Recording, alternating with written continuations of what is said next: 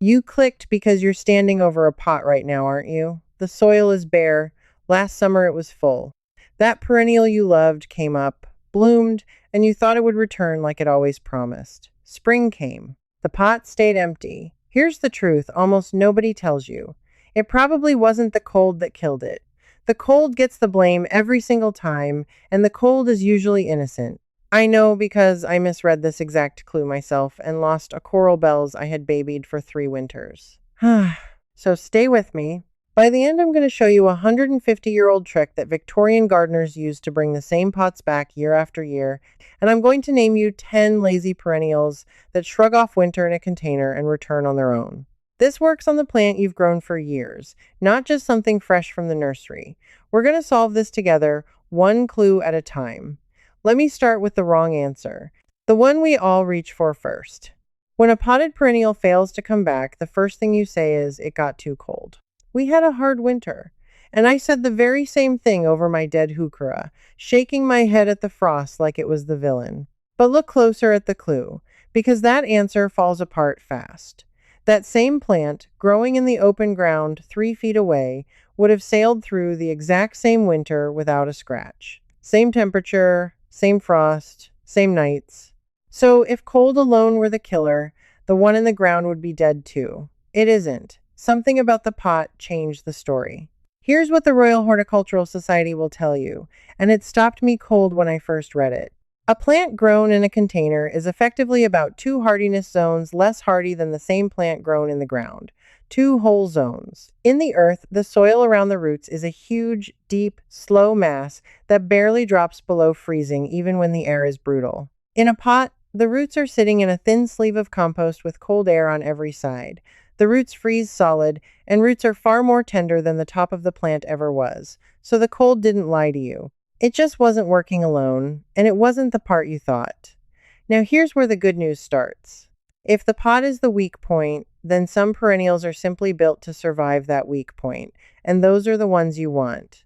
The lazy ones. The ones that don't ask you for anything. The first one I trust completely is the hosta. People think of hostas as ground plants, but in a pot they are almost unkillable because they die all the way down to a fat resting crown every autumn and simply wait. When the leaves collapse into mush after the first frost, that is not death.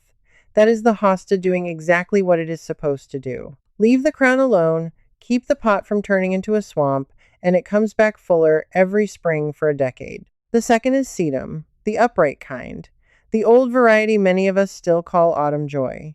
Its leaves are thick and full of water, built for drought, and that same toughness makes it laugh at a frozen pot. I leave the faded flower heads standing right through winter, and they hold frost like little brown crowns. But here's the thing that should bother you. If some perennials survive the frozen pot easily and others rot away, then temperature was never really the dividing line at all. Something else is separating the survivors from the casualties. And once I saw what it was, I couldn't unsee it. Let me show you the real clue. Go back to your dead pot in your mind and remember what the soil felt like. I'll bet it was wet, heavy. Maybe there was a little green slime on top, or the compost had sunk down and gone dense and airless. That is the fingerprint of the true killer, and it is not cold. It is water. Here's what actually happens inside a pot over winter, and University Extension horticulturists have documented this again and again. It is not one long freeze that does the damage. It is the freeze and thaw, over and over. The pot freezes at night and thaws in the weak afternoon sun, then freezes again. Water expands every time it freezes. That expansion tears the fine roots apart like a slow saw. And if the compost is waterlogged going into that cycle, there is far more ice, far more expansion, and far more shredding.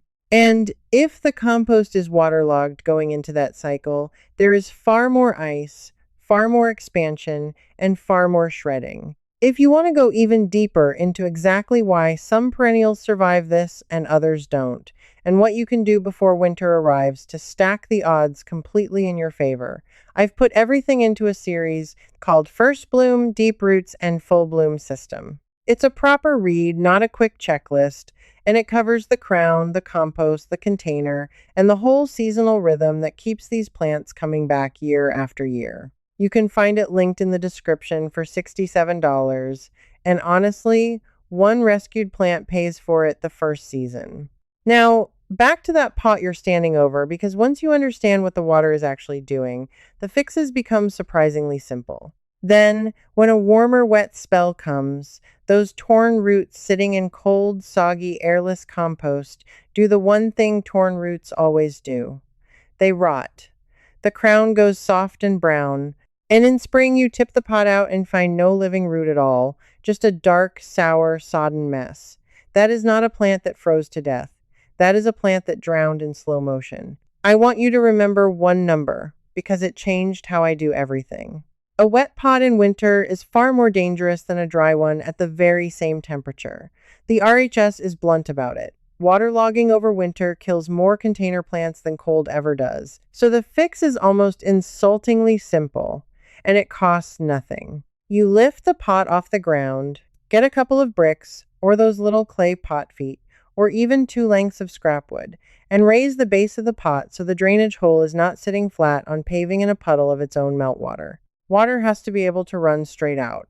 That single change, raising the pot an inch or two, does more to save your perennial than any fleece or any heater. And now I can give you the perennials that thrive on this treatment, the ones that actually prefer to be kept lean and sharply drained through winter.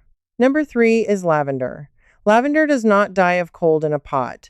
It dies of wet feet. It comes from dry, stony Mediterranean hillsides, and if you keep its pot raised and its compost gritty, it will come back silver and fragrant every year while your neighbor keeps buying new ones. Mix in a good handful of horticultural grit so the water races through.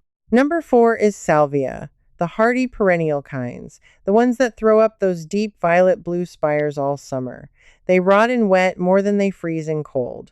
Raised pot, gritty mix, and you cut them back and they surge again. Number 5 is catmint, nepeta, that soft cloud of gray-green and lavender blue that the bees mob all season.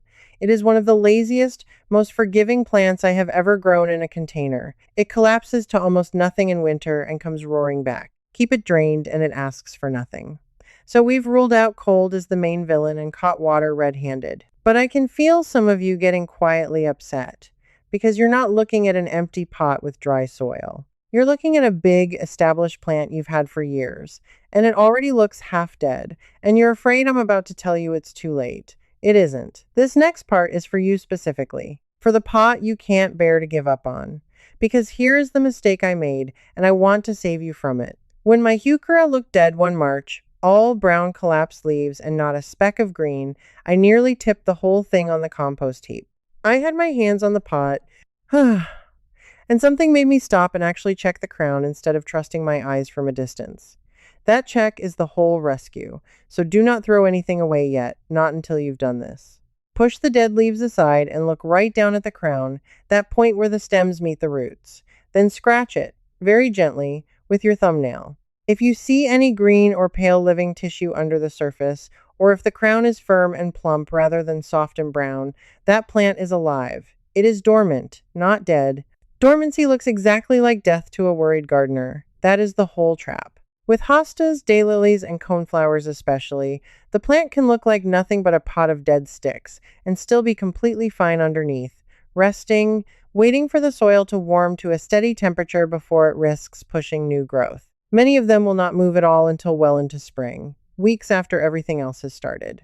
I have written off plants in April that came up strong in May. Here is the active rescue for an established pot that's been sitting wet.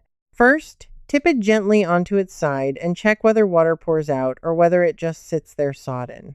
If it's waterlogged, get it off the wet ground immediately onto feet or bricks. And if you can, tilt the whole pot slightly so the excess drains away over the next few days. Second, cut away only what is clearly dead and mushy. Do not cut into the crown. Third, and this is the one people get wrong, do not soak it and do not feed it. A stressed, half-rotted root cannot drink or eat. Water and feed a struggling winter pot and you finish the job the frost started. Keep it barely moist, sharply drained, and patient. And if the crown has heaved up out of the compost, which happens constantly with that freeze and thaw cycle pushing the whole root mass upward, gently firm it back down and top the pot with an inch of fresh compost so the crown is snug again. A heaved crown sitting exposed to drying wind will die, even though it survived the winter, and almost nobody warns you about that. Number 6 on my list is the perennial that taught me all of this, the heuchera, the coral bells. Once you keep it drained and firmed down, it is evergreen through much of winter and comes back with those incredible ruffled leaves in wine red, caramel, and lime. Just watch for that heaving. Firm it back every late winter and it lives for years. Number 7 is the daylily hemerocallis. It is honestly one of the toughest container plants alive. It dies right down, sleeps as a knot of fat roots, and returns without fail. It doesn't care about a hard winter. It only minds sitting in a permanent puddle. So we've saved the established plant by reading the crown instead of the calendar.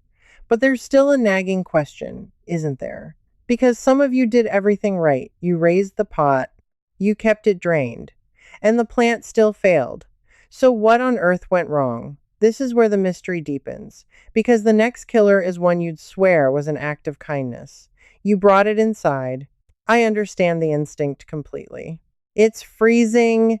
You love the plant. You carry the pot into the shed, the garage, the porch, maybe even the house near a window. You think you're protecting it. And for a truly tender plant, sometimes you are. But for a hardy perennial that is supposed to come back every year, moving it into warmth is often exactly what kills it. Here's the clue nobody connects. A hardy perennial needs cold. It needs a proper, sustained chill to complete its dormancy and to trigger the signal that it's safe to grow again in spring.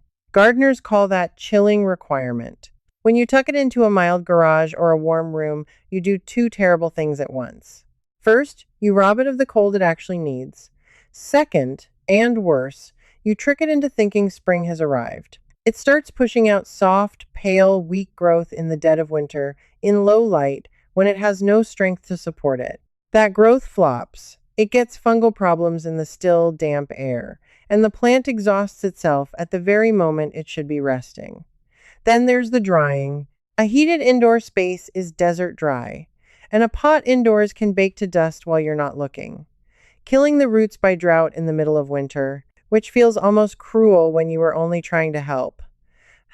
So, the fix, again, is one that sounds like doing nothing. Leave the hardy ones outside. Let them feel the cold they were built for. Your job is not to keep them warm. Your job is only to keep them from getting waterlogged and to steady them against the wildest swings. That's a completely different task, and it's a much easier one. Number 8 is the ornamental grass, and I mean the tough clumping kinds like the sedges and the blue fescues. Leave them out. Leave the whole plant standing, seed heads and all, because that arching mound of old growth actually shelters the crown at its heart. The frost on the blades in winter light is one of the loveliest things in the whole garden.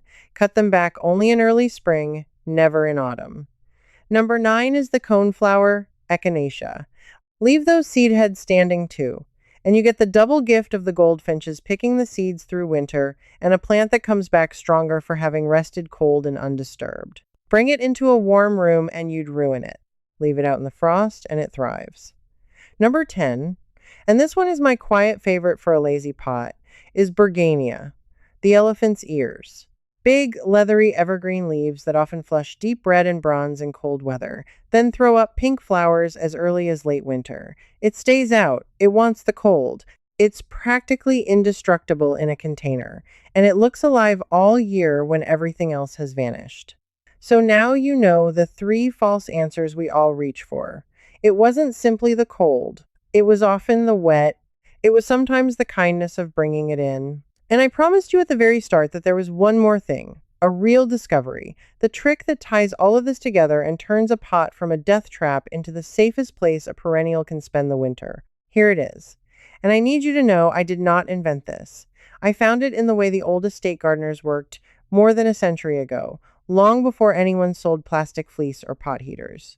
In the great Victorian kitchen gardens of the 1800s, gardeners who grew precious plants in terracotta pots did not leave those pots standing out on the cold, wet ground, and they certainly did not carry them into a warm house.